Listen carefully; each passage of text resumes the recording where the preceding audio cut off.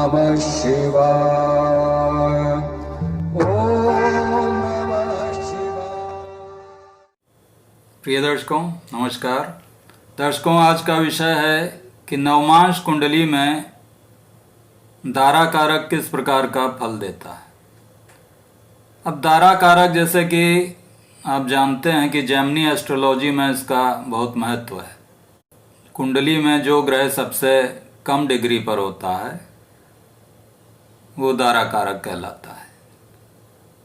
दारा कारक से हम जो स्पाउस है, जीवन साथी के स्वभाव का, कि जीवन साथी किस स्वभाव का होगा, क्या उसकी प्रकृति होगी, तो इसका अध्ययन दारा कारक के द्वारा किया जाता है।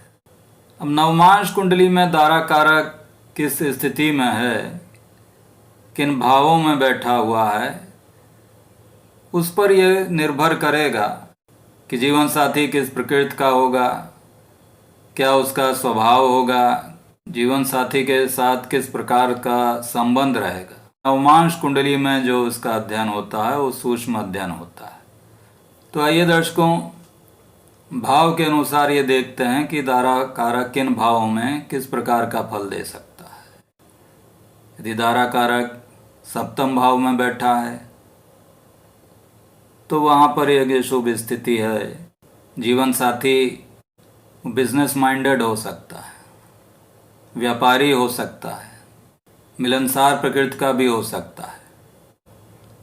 और यदि शुभ ग्रह से दृष्ट हो सप्तम भाव में तो ये काफ़ी अच्छा होता है, और व्यापार यदि करेगा तो उसका अच्छा चलेगा भी।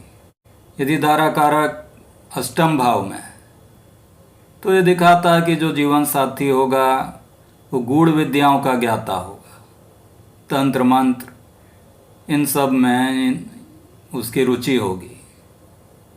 जो गुप्त विषय हैं, ज्योतिष शास्त्र में भी उसकी रुचि हो सकती है। रिसर्च ओरिएंटेड हो सकता है, किसी ऐसे व्यवसाय में हो सकता है जो किसी गुप्त विद्या को दिखाता है, जैसे सीबीआई है, सीबीआई में हो सकता है।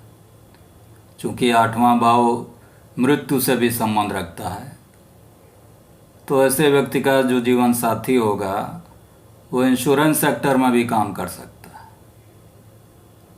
यदि दारा कारक नवम भाव में बैठा तो काफ़ी धार्मिक प्रवृत्ति का होगा, धर्म कर्म के कामों में उसकी काफ़ी रुचि रहेगी, विदेश यात्राओं को करने वाला होगा।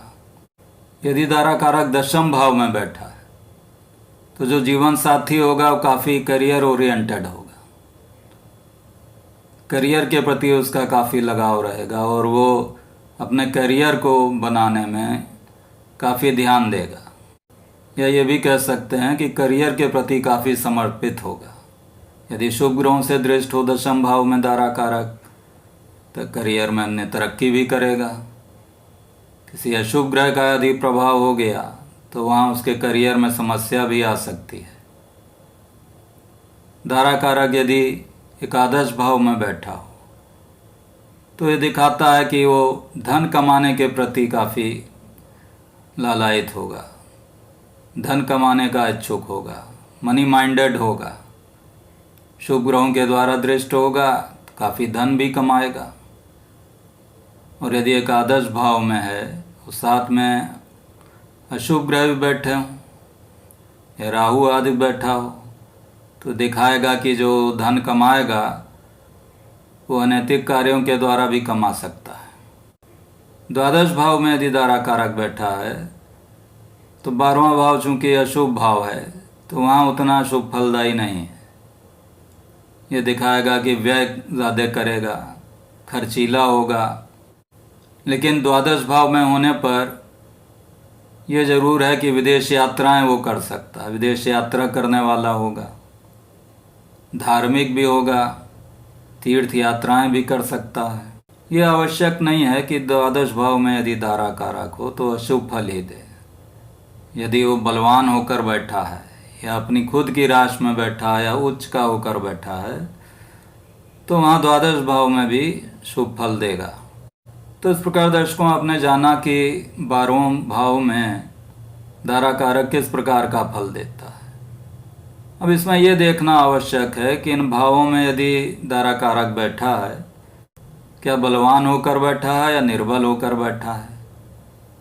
यदि अपनी राशि में बैठा होगा या उच्च का होकर बैठा होगा तो बलवान होगा, वहाँ शुभ फलप्रद होगा। शुभ भाव में बैठा है लेकिन निर्बल हो गया, नीच का होकर बैठ गया, तो वो एक शुभ स्थिति नहीं होगी, उसके शुभ फलों में कमी आ जाए। साथ ये भी देखना आवश्यक है कि किन ग्रहों के साथ बैठा है और किन ग्रहों के द्वारा देखा जा रहा है। यदि पाप ग्रहों के द्वारा देखा जा रहा होगा, वहाँ पर शुभ फलों में कमी आ जाएगी, और यदि शुभ ग्रहों के द्वारा देखा जा रहा होगा तो शुभ फलों में वृद्धि हो जाएगी।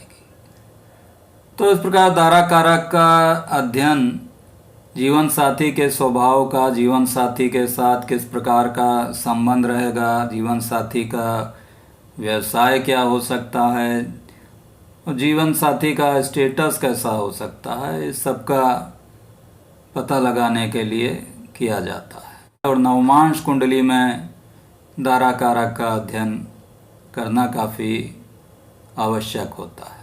दारा कारक से अष्टम भाव में कौन से ग्रह बैठे हैं, दारा कारक से दूसरे भाव में किस प्रकार के ग्रह बैठे हैं, शुभ ग्रह बैठे हैं या पाप ग्रह बैठे हैं, इसको भी देखना आवश्यक है। तो आशा है कि आपको मेरा वीडियो पसंद आया होगा।